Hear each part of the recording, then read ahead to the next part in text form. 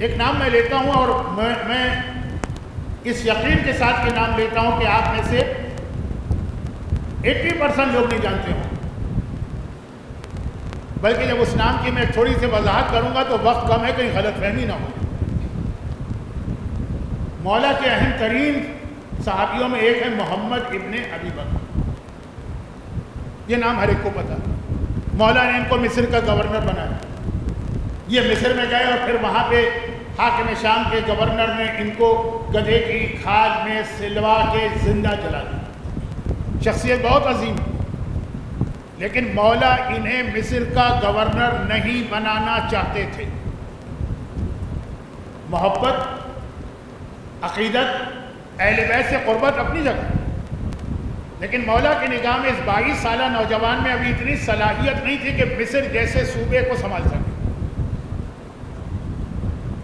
وہاں پہ پہلے سے علی کے گورنر تھے، ان کا نام شاید کسی نے نہ سنا، قیس ابن سعد ابن عبادہ۔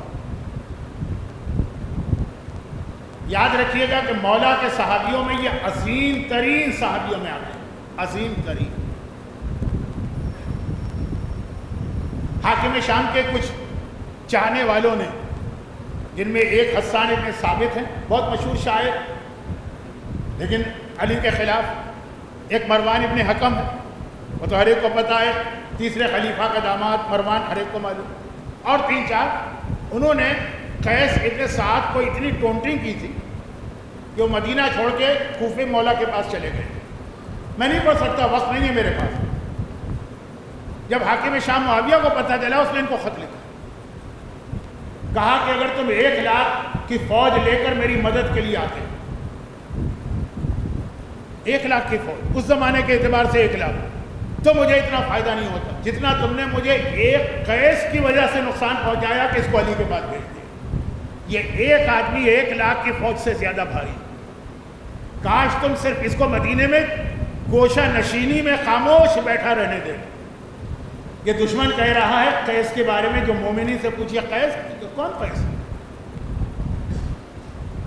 اور مولا کا جملہ ہے کہ میرے لیے مشکل ترین کاموں میں سے ایک کام تھا، جو کل میں نے امام خمینی کا ایک جملہ نقل کیا کہ جنگ کے درمیان صدام کے ساتھ مصالحت کرنا زہر کا پیالہ پینے سے زیادہ مشکل ہے۔ مولا نے کہا قیس کو گورنری سے ہٹانا میرے لیے دنیا کے مشکل ترین کاموں میں سے ایک ہے۔ اصل میں یہ مصر کے گورنر ہے۔ مصر بہت اہم صوبہ تھا، مصر بہت اہم صوبہ تھا۔ معاویہ کی کوشش تھی مصر پہ اس کا قبضہ، لیکن وہ مولا کے پاس تھا، اور گورنر قیس تھے جنہیں پورا کنٹرول کر کے رکھا۔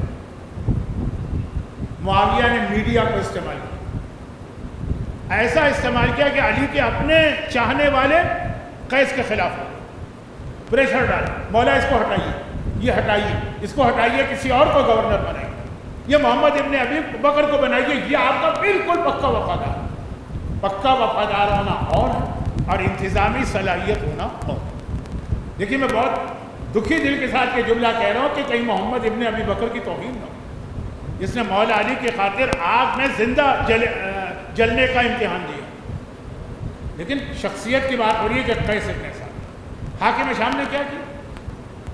پہلے تو قیس کو خط لکھا، جیسے ہر گورنر کو خط لکھا کہ میرا ساتھ دو تو میں تمہیں مصر کا گورنر بھی رکھوں گا، علی تو شکست کھا جائیں گے۔ اس نے لکھا کہ تم نے علی کا ساتھ نہیں دیا تو علی شکست کھا جائیں گے، عراق بھی تمہیں دوں گا اور مدینے میں بھی تمہارے رشتہ دار کو گورنر بنا۔ قیس نے صاف منع کر دیا، پورے واقعات ہیں، کبھی پڑھیے گا وہ خطوط جو دونوں کے بیچ میں چلے، ٹائم نہیں، میں بہت اہم منزل کی جانب جانا چاہتا ہوں۔ قیس نے منع کر دیا۔ معاویہ نے کیا کیا؟ قیس کے نام سے ایک جھوٹا خط لکھا، وہی ہینڈ رائٹنگ بنا کے پہلے تو اپنے پورے ملک میں وہ خط پھیلا دیا۔ آج ایک لفظ آتا ہے فیک نیوز، آرٹیفیشل انٹیلیجنس سے بنائے ہوئے ویڈیوز اور آڈیوز، یہ سب کیا ہے؟ یہ وہی ہے، باقاعدہ ایک جھوٹا خط بنایا، پھر یہ جھوٹا خط عراق میں پہنچایا جہاں علی کی حکومت تھی، کوفہ کیپٹل تھا، پھر یہ خط کوفہ میں پھیلایا، جیسے آج کل فیک نیوز پھیلائی جاتی ہے نا، اور آج ہمارے مومنین فیک نیوز پر آنکھیں بند کر کے یقین کر لیتے ہیں۔ ایک اگر امریکن اخبار میں خبر آ جائے کہ آیت اللہ سیستانی نے امریکن CIA سے اتنے فنڈ لیے ہیں، 100% نہ صحیح تو 50% مومنین یقین کر لیں گے. تو کس کی خبر پہ یقین کر رہے ہو؟ نہیں بس وہ آ گئی ہے، وہ خبر آ گئی ہے، وہ ٹی وی پہ ہے یا اخبار میں ہے یا واشنگٹن پوسٹ میں ہے یا مثلا نیو یارک ٹائمز کے اندر ہے یا فلاں کلپ میں، یقین کر لیں. پتہ ہے کافر، دشمن، مخالف وہ یہ خبر چھاپ رہا ہے اور آپ نے یقین کر لیا. میں آپ کو کیا بتاؤں، اس وقت میرا ذہن اس قابل نہیں ہے. شہید رہبر کے خلاف کتنے جھوٹے کلپ، ان کا طرز رہائش، ان کے مکانات، ان کی کتنی دولت باہر ہے، کتنی عیش و آرام کی زندگی ہے، وہ ماسکو جانے والے ہیں، وہاں کتنے فنڈ کر دیے، لوگ یقین کرتے جا رہے ہیں. یہ مظلومانہ شہادت نے تو بہت سارے لوگوں کو اس وقت ان کی جانب مائل کر دیا، اور جو لوگ مخالف تھے وہ تھوڑی دیر خاموش بھی ہو. مخالف اپنوں میں خیر جھوٹا جس میں قیس نے لکھا تھا کہ میں تمہارا ساتھ دینے کو تیار ہوں. جب یہ خط کوفہ پہنچا تو اس طرح پہلے تو پوری شام میں، کیونکہ شام کے لوگ بہت ڈرے ہوئے تھے، اے حاکم شام اگر قیس علی کے ساتھ رہے تو ہم کیسے جیتیں گے. دیکھیں کتنا یہ اہم شخص ہوگا کہ دشمن پریشان ہے، اور جب یہ خط کوفے میں پہنچا اور اتنی تیزی سے پہنچا، لوگوں کو یقین آتا چلا، کیونکہ اس وقت علی کے بہت سے گورنر بک رہے تھے. قیس جیسی شخصیت، مولا نے کہا پہاڑ اپنی جگہ سے ہل جائے گا، یہ ہم سے کبھی غداری نہیں کرے. لیکن لوگ شک میں پڑ گئے. کون لوگ؟ اب ذرا نام سنیے کون لوگ. عبداللہ ابن جعفر طیار، جناب زینب کے شوہر، مولا کے سگے بھتیجے. کون لوگ شک میں پڑ گئے؟ محمد حنفیہ، میرا مولا کا تیسرا بیٹا، حسن حسین کا بھائی. کون لوگ شک میں پڑ گئے؟ محمد ابن ابی بکر جو علی کی گودوں میں پلا، پوری تربیت علی نے کی. اور باقی اور نام بھی ہیں جو آپ حضرات کے لیے اتنے مانوس نہیں، لیکن میں کہہ رہا ہوں خاندان کے لوگ، گھر والے، ایسے مخلص صحابی جن پہ شک ہی نہیں ہو سکتا، سب نے کہا کہ یا امیر المومنین، آج کل کے حالات ایسے کسی پہ بھروسہ نہیں کر سکتے تو ہمیں رسک نہیں لینا. آپ قیس کو ہٹا دیجئے اس عہدے سے. 50-50 ہے نا، ہو سکتا ہے خبر غلط ہو سکتا ہے صحیح ہے، تو کل میدان میں یہ ہمارے لیے پرابلم کرے. مولا نے کہا میرے لیے زندگی کا مشکل ترین فیصلہ تھا جب یہ میرے اپنے گھر والے، یہ سب کی نیتیں ٹھیک تھیں، مگر ٹھیک نیت والا بھی کبھی فیصلے میں غلطی کر سکتا ہے، یہ عرض کرنا تھا. قیس کو ہٹا دیا مولا. اور آج تک ابھی آپ نے کبھی تاریخ کا یہ حصہ نہیں پڑھا ہوگا، علی پر بہت بڑے بڑے اعتراضات میں. ایک اعتراض یہ کہ آپ نے ایسے مخلص صحابی کو ایک جھوٹے خط کی بنیاد پہ ہٹایا جو علی کی کامیابی کے لیے سارے راستے ہموار کرتا. نعوذ باللہ، یہ الزام ہے، لیکن تفصیل آپ تاریخ میں جا کے پڑھ لیجیے.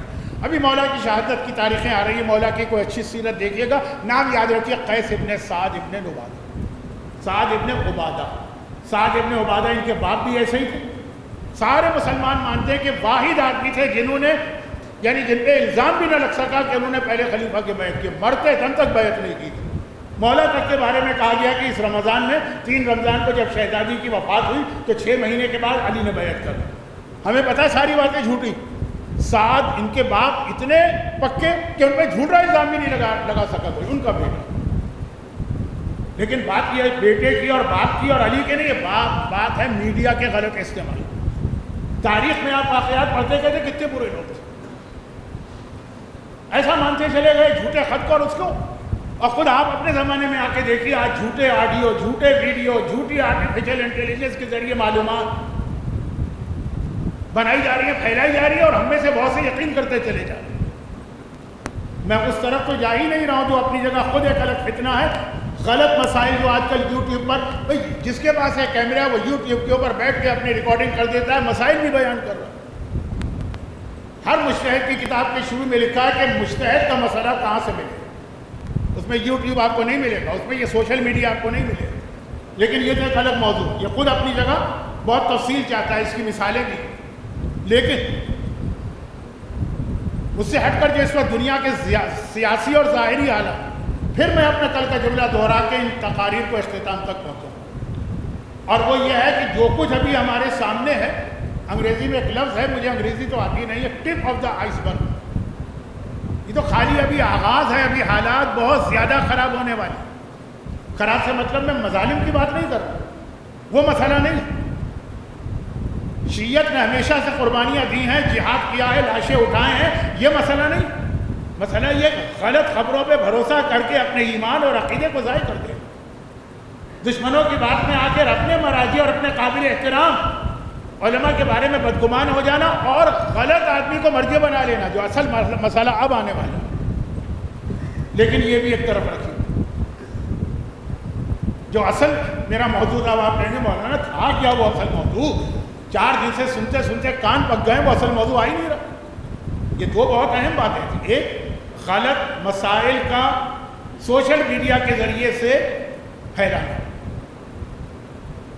نمبر 2، یہ مرجعیت اور شخصیات کے حوالے سے غلط پروپیگنڈا. یعنی مجھ سے زیادہ آپ جانتے ہیں کہ اے آئی کیا ہو. مثلا ایک چیز ہے کوئی، دیکھیں میں تو بہت بڈھا آدمی ہوں، اب میرا تو اس سے تعلق ہی نہیں.